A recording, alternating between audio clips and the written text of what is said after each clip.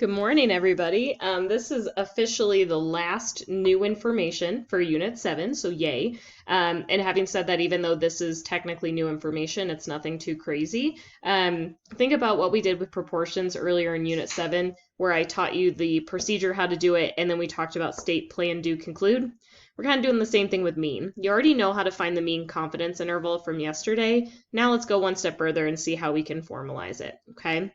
So don't forget, in mean, all you have to do is say as long as the sample size is greater than 30 and it's randomly selected data, we're good with our conditions.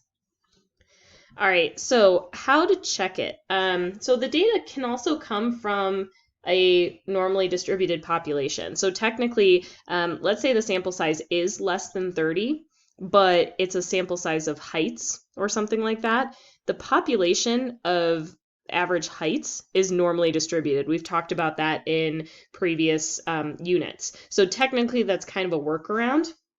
Okay, hey, if your sample is 30 or bigger, that's the easiest one because then you don't have to worry about what the shape of the population is, okay? The other way you can technically do that too is if the sample size is small and the shape of the population distribution is unknown, a graph of the sample data, if it shows no skewness or outliers in the sample data, you can kind of fudge it a little bit and say, it's pretty close to like, I bet that comes from a normally distributed population, basically. The weird part is that it's like they're asking you to find these conditions that they're holding you to steadfast, and yet there's all these workarounds to the n is greater than or equal to 30. So it is a little weird, and it's very conceptual. So it's kind of hard to wrap our heads around. So just keep in mind when you're going through assignments and homeworks and things like that, that there might be one that's kind of wonky, okay? But most of them are using this guy number 2, okay? So don't worry. All right, determine if the normal or large sample condition is met in each of the following settings. So this, if you remember from Unit 1, is a stem and leaf plot.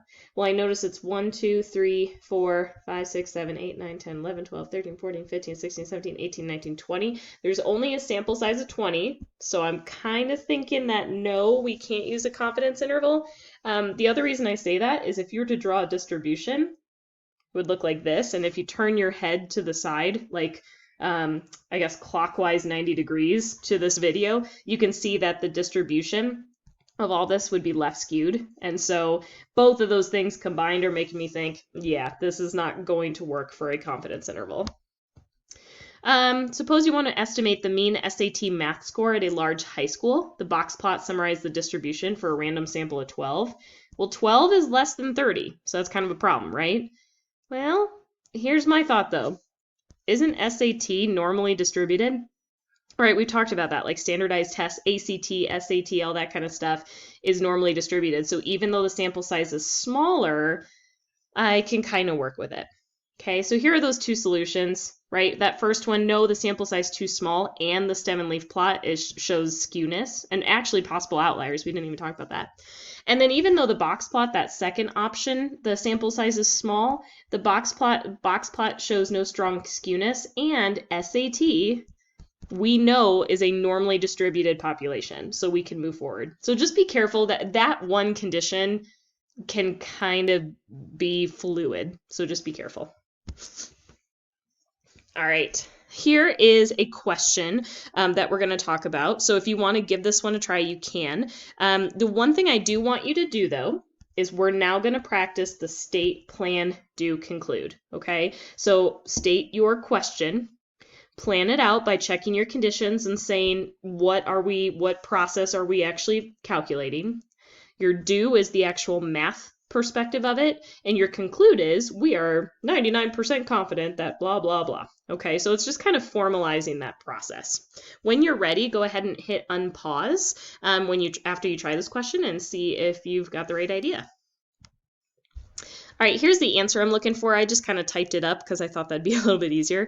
So the state, we want to estimate mean, or the true mean number of squares of generic toilet paper needed to absorb a quarter cup of water with 99% confidence. Okay, our plan is it random? Well, it says in the question, a random sample, so we're good. And is it a normal or large sample? Well, the sample size is not greater than or equal to 30. But the dot plot doesn't show any strong skewness or outliers. And I mean, you can technically do something like that. So it's like, that's okay. We can keep going. Remember how for proportions, we called it a Z interval? So this one we're saying we can move forward using a T interval. Don't forget, Z goes with proportion, T goes with mean, moving forward. Okay, it'll be the same pretty much for the rest of the year. All right, for our dues. Okay, here is our X bar that we're working with, 24.94.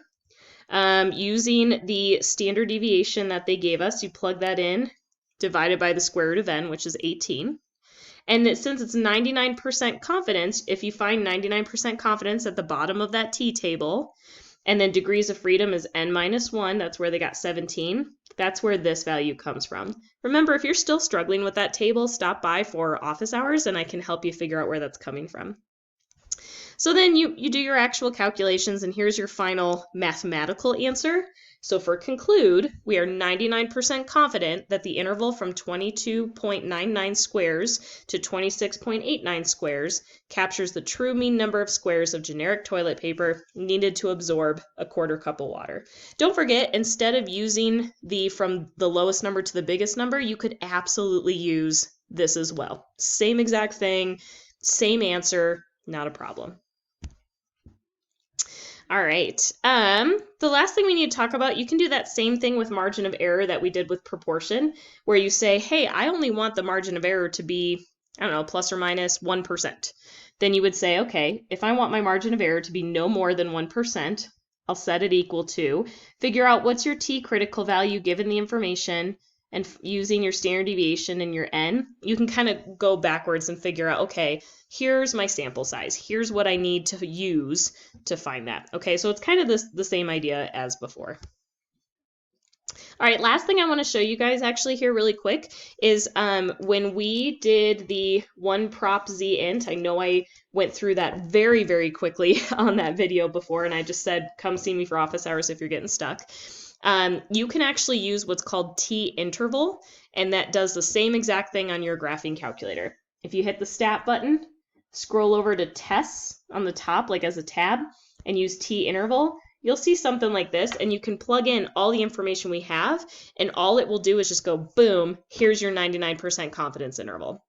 So you don't even have to go through all of that, okay? Now, having said that, right, some of you guys are going to AP Stats next year. I know I keep bringing it up, but it is going to, I just want to make sure you're on the same page as I am. You are going to be able to do it in your calculator, but there's going to be times for free response questions. You have to know how to do it by hand as well. So that's why I showed all of you guys the by hand version first, and then said, okay, here's technically an easier route using your graphing calculator. Okay, so please know that it's not like I just, wanted to mess with you guys and make it harder in any way, shape, or form. I wanted you to know where are these numbers coming from other than just my calculator figured it out for me, okay? TI-89, same thing, where you found the one prop Z int. I know the TI-89 steps aren't on this slide, but it's in the same exact spot, and you can kind of figure out what you're doing. The only thing that's different is when you type in your level of confidence, make sure you write it as a decimal, so that's a little weird. But other than that, you guys should be okay there. Remember, if you have questions about how to type it into your calculator or how to use that free TI graphing calculator app that I posted on Google Classroom under the Important tab, stop by and see me for office hours, and I can kind of point you in the right direction, okay?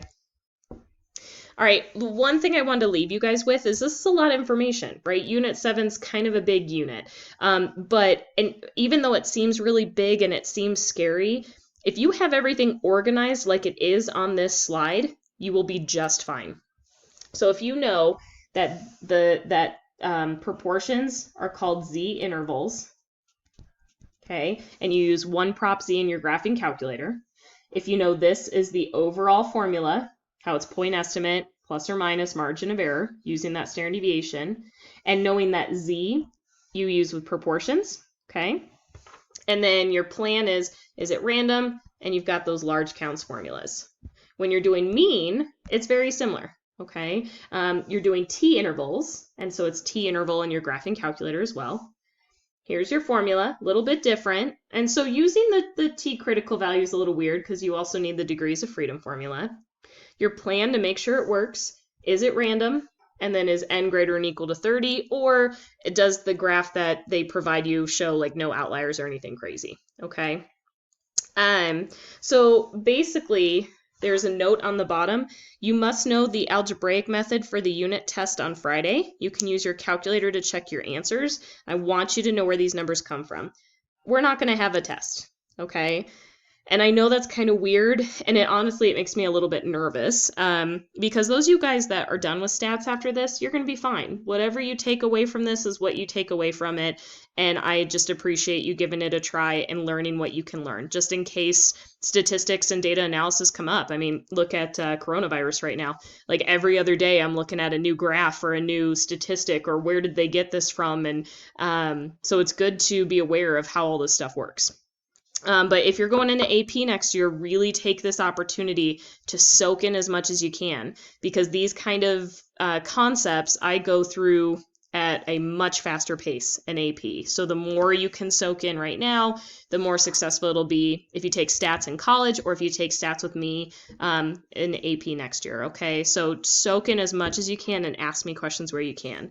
But really know the algebraic way, do these questions using the algebraic way, and then just use your graphing calculator to check your answers. Really make sure that you're trying to do that, okay? Just trust me.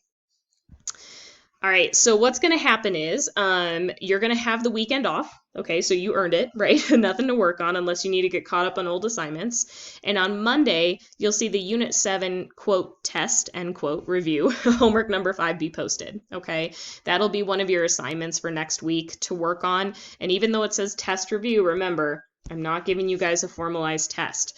Doing the review is your own test, is your own kind of, hey, am I getting this? Do I have questions? Is there something I'm still struggling with? Okay. So don't forget, stop by and see me for office hours if you have questions so that I can help. It's a lot easier than sending me an email, I'll tell you that. Okay. I'll talk to you guys later.